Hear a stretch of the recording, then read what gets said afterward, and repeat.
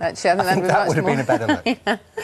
OK, sorry to spring that upon you, and me. Wrong, spring upon you. And talking of springing, she sprung to fame at just 16 as part of the Top of the Pops dance troupe Pan's People. Sarah Brightman then embarked on a career that would see her star in hit West End musicals, take the lead in The Phantom of the Opera and produce, of course, an array of classical chart hits. Well, now the singer, who's described as one of the biggest-selling sopranos worldwide, is releasing a special album to mark 30 years in showbiz. We're going to chat to Sarah in just a moment. First, though, let's have a listen to that amazing voice.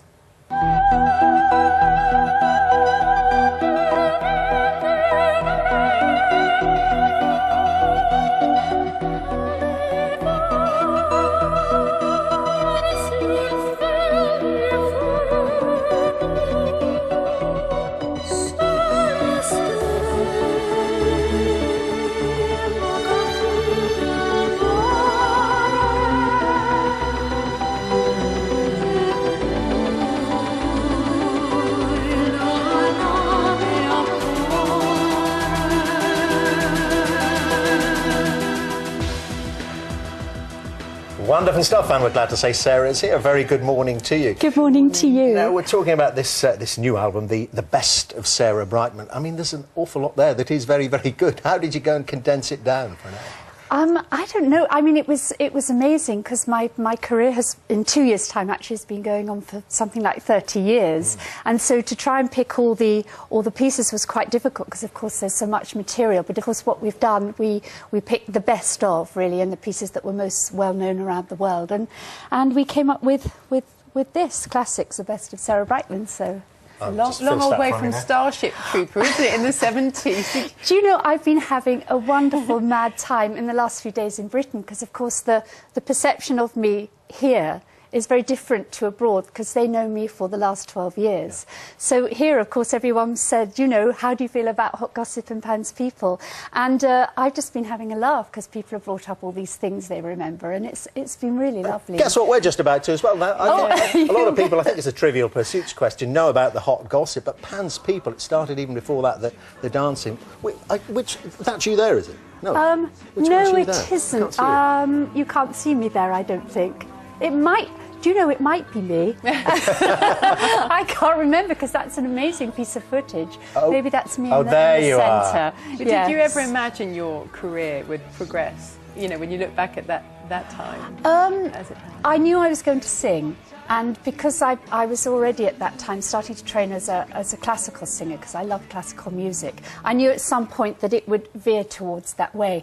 And of course, I suppose what's happened, because I've worked in so many styles of music, from pop, classic, musical theatre, they've all kind of merged together and created the sound that I'm sort of known for now. Sound. But just staying with the singing, with the dancing for a moment, were you frustrated at that point as you got to the end of that career? Did you think the breakthrough might never come? You knew you could sing by that point, but there you were dancing, you know, with Kenny Everett and the rest of it.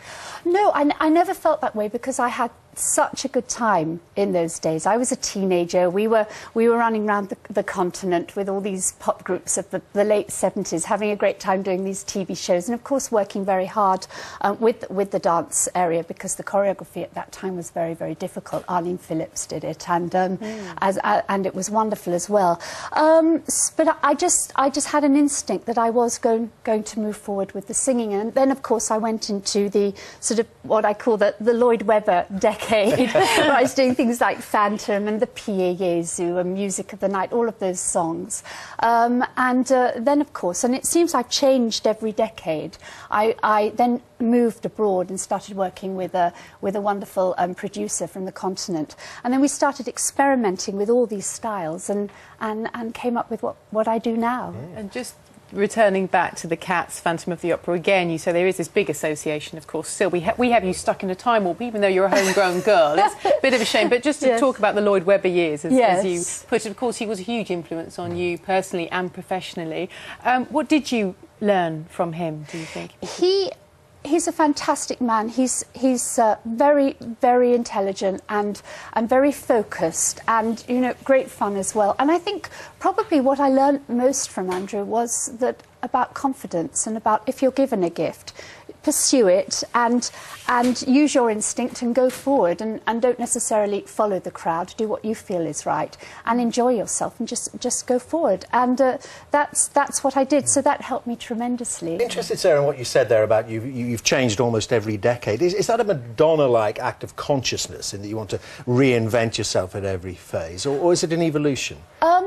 I think that sort of naturally, when you've been successful for a time doing a particular thing, you kind of get itchy feet and you want to move on. I mean, I'm actually going through that period at the moment. I'm experimenting with all sorts of new things, and that's in a way why I wanted to have this classics best on. I see, so it kind of puts a line under it. That's right, yes. I know you're sorry. No, go. I was going to say, your rock stars absolutely adored in Germany, and I have to tell you, we've had lots of emails saying we want more of that here, so people are clamouring for that stuff. I'm so glad, because that's why I wanted to put this out, because I've been away for many years, and I thought it's a great time to come and chat to everybody and do this. Well, it's great to have you back, and great to have you here on Breakfast. Sarah Brightman, thank you very much indeed for joining us. Thank you very much. Thank you. OK, let's turn to our own lovely Heather. Helen, with the weather. My goodness. Good morning. Kate and Dermot, thank you very much. Good morning to you. Hello there. Look at the sunshine behind me. It's super here in the Blue Peter Garden, although it has been rather chilly this morning. And most of us will have a dry and bright day, some sunshine, still a scattering of showers, but it'll be far better than tomorrow when it looks wet and windy. I'll see you then. Have a great day. Thank you. Thank you. That is it for today. We're talking boys with bows and arrows tomorrow. We'll have an exclusive first review of the newly written sequel to Peter Pan. The author, Geraldine Malcochrian, will be here on the sofa. And as you're seeing there, we'll have a look at the all-new Robin Hood before it starts this weekend and take a trip behind the scenes during filming. That's it from us for today. Goodbye. Bye-bye. That's it.